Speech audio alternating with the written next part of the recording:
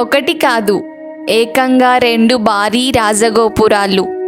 ఒకటి 160 అడుగులు, మరొకటి ఆకాశాన్ని తాకుతున్నట్లుగా ఉండే 200 అడుగుల ఎత్తు.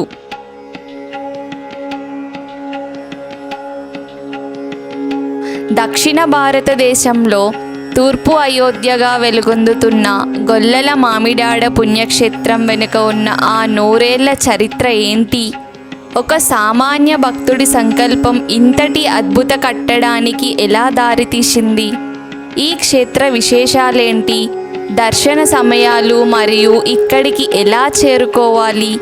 నమస్కారం, ఇండియన్ టెంపుల్స్ గైడ్ ప్రత్యేక కథనానికి స్వాగతం. మరిన్ని ఆలయాల సమాచారం కోసం మా ఛానల్ని ఇప్పుడే సబ్స్క్రైబ్ చేసుకోండి.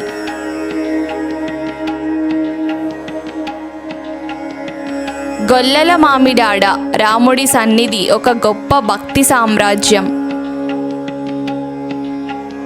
1889లో రామకొలువు ప్రతిష్టతో ప్రారంభమైన ఈ ప్రస్థానం 1934లో విగ్రహ ప్రతిష్టతో ఒక సంపూర్ణ రూపాన్ని సంతరించుకుంది. కీర్తిశేషులు ద్వారంపూడి సుబ్బిరెడ్డి గారు మరియు ద్వారంపూడి రామరెడ్డి గారి అకుంఠిత దీక్ష కృషి వల్లే ఈ అద్భుత ఆలయం నిర్మించబడింది. వీరి వంశీయులే నేటికి ధర్మకర్తలుగా ఈ క్షేత్రాన్ని ఎంతో భక్తితో అభివృద్ధి చేస్తున్నారు. ఈ ఆలయానికి ప్రధాన ఆకర్షణ ఇక్కడి రాజగోపురాలు.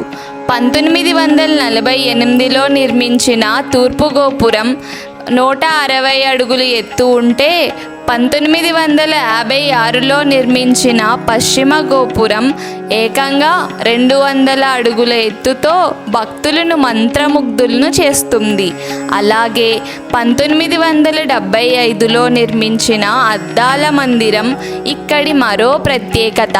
చుట్టూ పచ్చని ప్రకృతి, మధ్యలో ఆకాశాన్ని తాకే ఈ గోపురాలు చూస్తుంటే సాక్షాత్తు అయోధ్యలోనే ఉన్నామా అన్న అనుభూతి కలుగుతుంది. ఆలయం ప్రతిరోజు ఉదయం 6 గంటల నుండి రాత్రి 8 గంటల వరకు తెరిచి ఉంటుంది. ప్రత్యేకంగా అద్దాల మేడ మరియు గోపుర దర్శనం కోసం ఉదయం 8 నుండి సాయంత్రం 5 గంటల వరకు సమయం కేటాయించబడింది. ఇక్కడ భక్తుల కోసం నిత్య అన్నదాన సౌకర్యం కూడా కలదు. మీరు వాహనాల్లో వస్తున్నట్లయితే ఆలయ ప్రాంగణంలోనే సురక్షితమైన పార్కింగ్ వసతి ఉంది.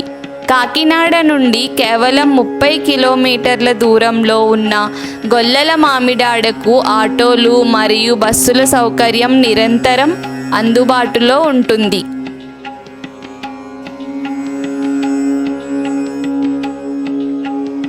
ఆధ్యాత్మికతతో పాటు మన సంస్కృతిని తెలుసుకునేందుకు ఈ ఆలయం ఒక గొప్ప ప్రదేశం. ఈ వీడియో నచ్చితే లైక్ చేయండి మరియు మీ మిత్రులకు షేర్ చేయండి. జై శ్రీరామ్. మరో పవిత్ర క్షేత్రంలో మళ్ళీ కలుద్దాం.